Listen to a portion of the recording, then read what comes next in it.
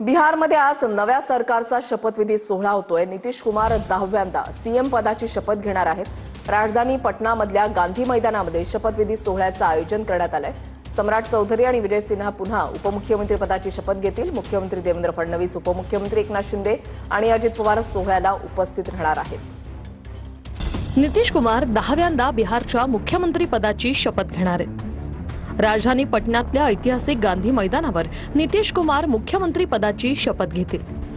शपथविधी सोहळ्याला पंतप्रधान नरेंद्र मोदी, केंद्रीय गृहमंत्री अमित शाह, भाजप अध्यक्ष जे.पी. नड्डा, संरक्षण मंत्री राजनाथ सिंह उपस्थित राहणार आहेत। महाराष्ट्राचे मुख्यमंत्री देवेंद्र फडणवीस, उपमुख्यमंत्री एकनाथ शिंदे आणि अजित पवारही या सोहळ्याला उपस्थित राहतील।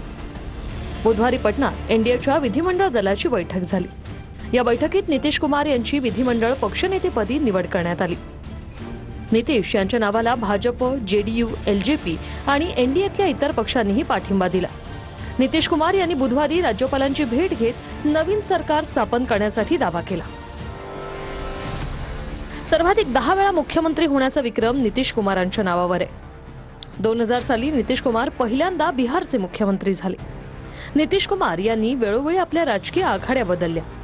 कधी ते एनडीए सोबत गेले तर कधी राजद आणि काँग्रेस सोबत युती केली, पण बिहारचा मुख्यमंत्री होण्याचं सातत्य मात्र त्यांनी कायम राखलं।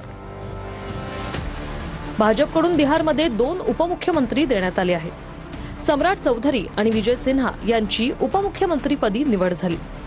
सम्राट चौधरींना भाजपच्या विधिमंडळ पक्षनेतेपदी निवडण्यात आले, तर विजय सिन्हा यांना विधिमंडळ उपनेतेपद देण्यात आले।